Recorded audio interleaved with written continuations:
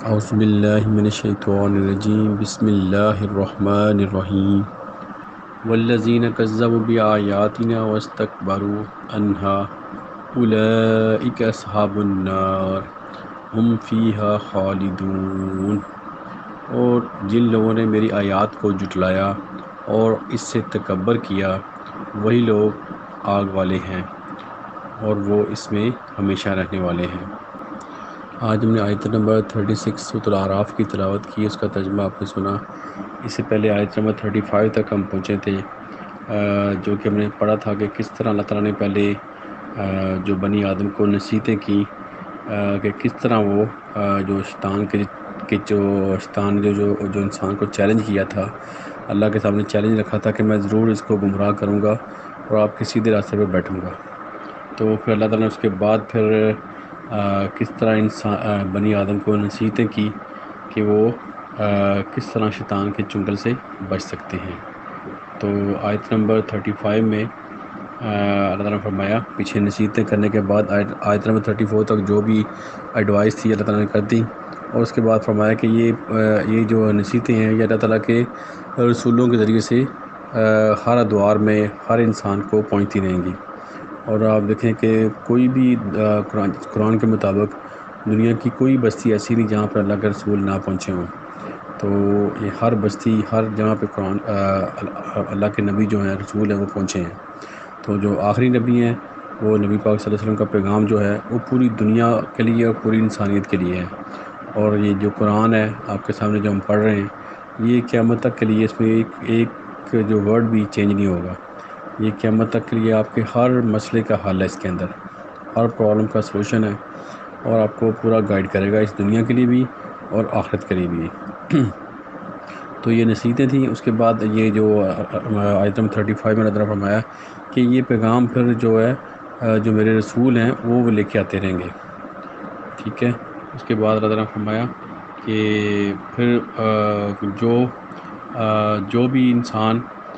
تقویٰ اختیار کرے گا اور اپنی اصلاح کرے گا، اگر یہ دو کام کر لیں ہم،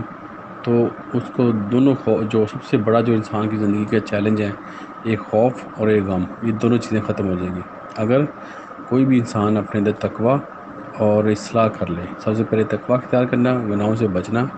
اور اصلاح کرنا، اس کو درست کرنا، اس کو جو چیز خراب ہوئی ہو اس کو صحیح کرنا، اصلاح کر دینا اس کی۔ تو جو بھی انسان زمین کے اندر اصلاح کا کام کرتے ہیں ان کو اللہ تعالیٰ پھر اس کے بینیفٹس دیتے ہیں۔ تو آپ دیکھیں، سم ٹائم ہم دیکھتے ہیں کہ جو کفار ہیں، جیسے جو زمین میں ظلم و ستم کرتے ہیں، تو لیکن پھر بھی وہ ان کو آپ دیکھیں اتنی جیسے ہم چاہتے ہیں اتنی ہم بد دعائیں دیتے ہیں۔ جیسے آپ اسرائیل کی اگزامپل لے لیں یا انڈیا کی اگزامپل لے لیں، یا اس طرح کے اور بھی جو جیسے امریکہ ہے، انہوں نے کتنے ظلم کیے، کتنے لوگوں کو انہوں نے قتل کیا، لیکن اس کے باوجود ان کی جو آپ کہہ لیں کہ ان کی نیست و نبود نہیں ہو رہے ہیں۔ تو اس کی ایک ہی وجہ یہ ہے کہ یہ لوگ اصلاح کا کام بھی بہت کرتے ہوں گے۔ اب زمین میں اگر اصلاح کا کام کوئی نہ کرے اور سراسر ظلم کرے تو اس کو اللہ تعالیٰ باقی نہیں جانے دیتا، اس کو لازم اس کو ختم کرتا ہے، اس کو تباہ کرتا ہے۔ یہ آگے اس کی اگزامپل آئیں گی، پہلے نبیوں کی جو امتیں کیسے تباہ ہوئیں۔ تو یہ جو اصلاح کا کام کرتا رہے گا اس کی جو بقا رہتی ہے، اللہ تعالیٰ اس کو بقا دیتا ہے، اس کو چانس ملتا رہتا ہے۔ تو یہ اس میں جو پرسنٹیج دیکھنی پڑتی ہے، اللہ کے حضور بھی یہی رول ہے کہ جو اگر اصلاح کا کام کسی کا زیادہ ہے اور جو خرابی کم ہے تو پھر بھی اس کو چانس ملتا رہتا ہے۔ تو یہ اسی طرح کا جو قانون ہے ہر انسان کے لیے بھی ہے کہ اگر انسان کے اندر جو اصلاح کا جو پہلو ہے وہ ختم ہو جائے تو پھر وہ اس کا جو کہہ لیں کہ تباہی اس کے لیے تباہی اس کا مقدر بن جاتی ہے۔ تو یہ اللہ تعالیٰ نے فرمایا آیت نمبر 35 میں کہ یہ جو سلسلہ ہے نبیوں کا یہ چلتا رہے گا اور ہر امت کے لیے پیغام جو پہنچتے رہیں گے۔ اب یہ قرآن کی صورت میں آخری پیغام پہنچا دیا گیا ہے، اور یہ ابھی ہم سب کی ذمہ داری ہے کہ ہم اپنے اپنے دائرہ اختیار میں یہ قرآن کا جو پیغام ہے ایک دوسرے کو بچائیں، اور جن تک نہیں پہنچا، جہاں تک ہمارا اختیار ہے وہاں تک آپ ضرور اس کو پیغام کو آگے پہنچائیں۔ اگر ہم یہ دو کام کر لیں، ایک تو تقویٰ اختیار کر لیں اور دوسرا اصلاح کر لیں، تو اللہ تعالیٰ فرما رہے ہیں کہ اس کو نہ کوئی خوف ہوگا اور نہ کوئی غم ہوگا۔ اور جو اللہ کے اولیاء ہیں، جو اللہ کے دوست ہیں، یہ دونوں صورتحال سے، دونوں سچویشن میں وہ دونوں سچویشن سے بچ جاتے ہیں، نہ ان کو خوف ہوتا ہے اور نہ ان کا غم ہوتا ہے۔ اب اس آیت کے بعد جو اللہ تعالیٰ فرما رہے ہیں، پر آگے اس کے رزلٹس آنا شروع ہوں گے کہ جو یہ اللہ تعالیٰ نے جو نصیحتیں کی ہیں، جو اللہ تعالیٰ نے بنی آدم کو فرمایا کہ یہ کام آپ کرو گے تو آپ شیطان سے بچ سکتے ہیں، تو جو نہیں کرے گا اس کا انجام کیا ہے وہ پھر آگے ابھی اللہ تعالیٰ فرما رہے ہیں کہ جو میری آیات کو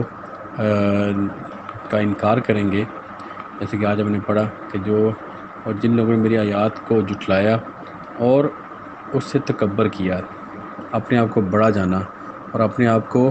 اللہ کی آیات کو حقیر جانا، اور اس پر ایک تو ہوتا ہے کہ اس کو یعنی کہ سننا ہی نہ، دوسرا سن کے اس کا انکار کرنا اور تکبر کرنا کہ یہ چیزیں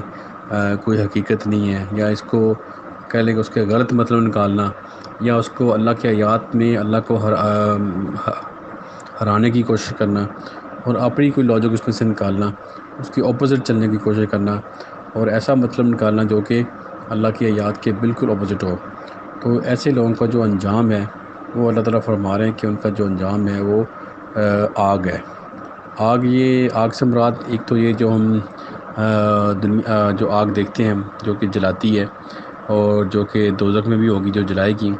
لیکن اس کے علاوہ ایک آگ اور بھی ہے جو کہ بے سکونی ہوتی ہے، جو ہم ظاہر اب دنیا میں جو بھی لوگ گناہ کرتے ہیں سب لوگ تو آگ میں نہیں جلتے، ہم دنیا میں نظر نہیں آتے ہیں، لیکن آخرت میں تو جلیں گے، لیکن دنیا میں ان کا جو انجام ہے وہ عام ایسا نہیں دیکھتے کہ وہ آگ میں جل رہے ہوں، لیکن ایک جو ظاہری آگ ہے، ایک دوسری جو باطن کی آگ ہے وہ یہ آگ ہے کہ جو انسان کی زندگی میں سے سکون نکل جاتا ہے اور ہر ٹائم اس کو خوف اور کوئی نہ کوئی غم اس کو اوپر چھایا رہتا ہے۔ یہ گناہ کا نتیجہ ہے، اللہ کی آیات کو جھٹلانا اور تکبر کرنا اس کے اگینسٹ۔ تو اس کا جو رزلٹ ہے وہ اللہ تعالیٰ فرما رہے ہیں کہ وہ ان کے لیے آگ کی زندگی ہے، وہی لوگ آگ والے ہیں اور وہ اس میں ہمیشہ رہیں گے۔ یہ ہمیشہ کا جو آپ دیکھیں خالدون فیہا کہ اس میں ہمیشہ رہیں گے، کہ جب تک اگر دنیا کی زندگی ہے تو ہمارے پاس چانس ہے کہ اگر ہم جو گناہ کیا ہے اس سے ہم باز آ جائیں اور توبہ کر لیں تو اللہ تعالیٰ وہ آپ کو جو آگ کی زندگی سے نکال کے جنت کی زندگی میں لے جائیں گے، جس کو ہم سکون کہتے ہیں، جس میں کوئی خوف اور کوئی غم نہیں ہوگا۔ اور اگر ہم وہی گناہ کی زندگی کنٹینیو جاری رکھیں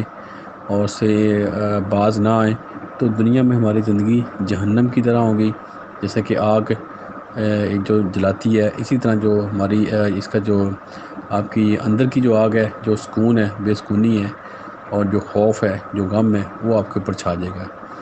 یہ آپ دیکھیں پیچھے اللہ تعالیٰ نے جو نصیحتیں کی ہیں، اب جو بھی اس نصیحتوں پہ عمل کرے گا تو بالکل شیطان سے محفوظ رہے گا اور اللہ کی پروٹیکشن میں رہے گا، اور کوئی اس کو خوف اور غم اس کے نزدیک بھی نہیں آئیں گے۔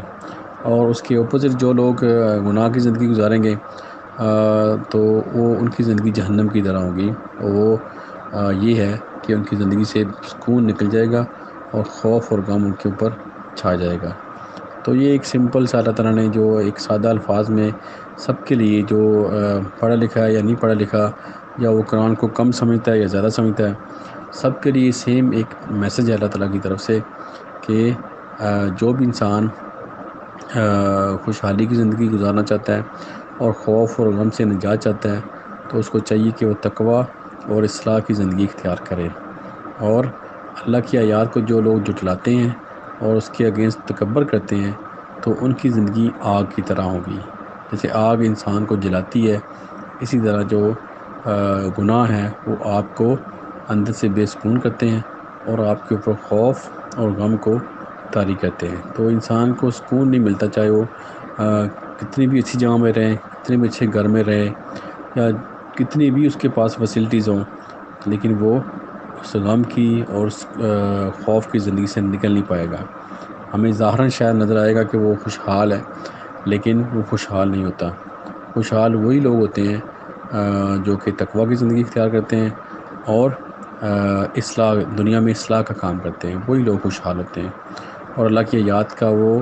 کو جھٹلاتے نہیں ہیں اور نہ ہی تکبر کرتے ہیں۔ اللہ تعالیٰ ہم سب کو عمل کی توفیق دے اور ہم کوشش کریں کہ ہم یہ ٹارگٹ حاصل کریں کہ ہمارے اوپر کوئی ہمارے نزدیک نہ کوئی خوف ہو اور نہ ہی ہمیں کوئی غم ہو۔ تو آمین، اللہ تعالیٰ ہم سب کی دعا قبول کرے، ہم سب کو اس سچویشن سے نکالے اور ہمیں ایک پرسکون بلا خوف اور بغیر غم کی زندگی عطا فرمائے۔ اور دعا ہے کہ پوری دنیا میں جہاں جہاں مسلمان کسی بھی پریشانی میں مبتلا ہیں، اللہ تعالیٰ ان کی پریشانی دور کرے، جو بیمار ہیں اللہ تعالیٰ ان کو شفا دے، اور جو اس دنیا سے فوت ہو چکے ہیں اللہ تعالیٰ ان کی مغفرت کرے۔ آمین، جزاک اللہ خیر، صدق اللہ العظیم۔